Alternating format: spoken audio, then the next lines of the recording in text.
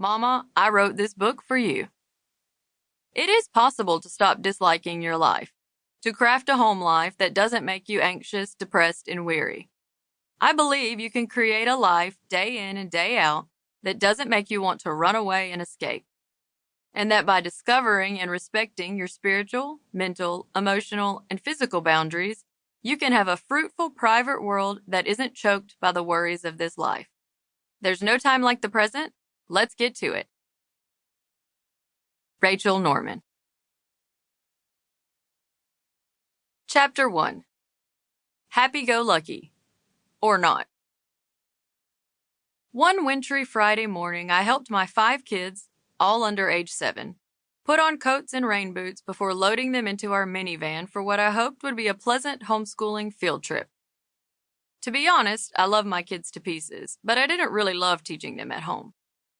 Most days my heart nearly pounded out of my chest as I tried to help the older kids with their schoolwork while making sure the toddlers didn't destroy the house or run off into the woods.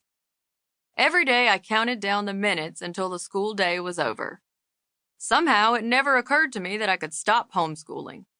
I was subconsciously convinced that if I didn't shower my daughter and 4 sons with attention and care all day, they would not feel loved.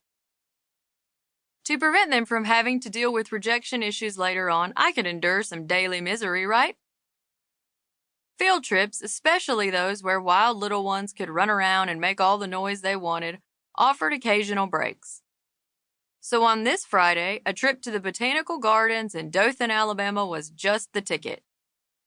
It sounded educational, and these kids needed some education. The hour-long drive from our home in Florida to the gardens in Alabama was filled with happy chatter, and we arrived at our destination in good spirits. But within moments of turning onto the tree-lined Arboretum Road, I couldn't believe my eyes. Other than a few evergreen trees and bushes, everything looked brown and dead.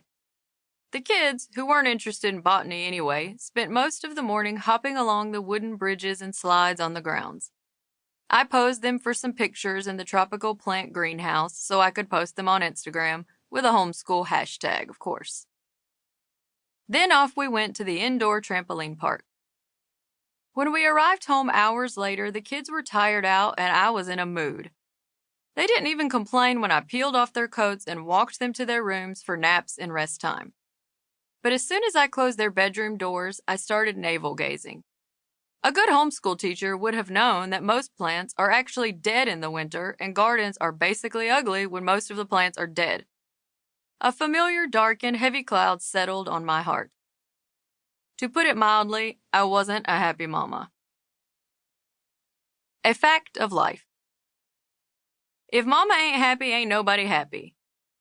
I used to think women said this as a threat to get what they want. Like if mama is embarrassed by her kids throwing tantrums in the grocery store, everyone will be sorry. Or if she can't have a ladies' night out or get a mani-pedi once a month, her husband will regret it. I thought if mama ain't happy, ain't nobody happy was a warning. Then I got married, lived in 3 different countries, had 5 kids in 5 years, and was blindsided by a devastating health diagnosis. And that's when I learned what the phrase really means. It's not a threat. It's what we in the South refer to as a fact of life.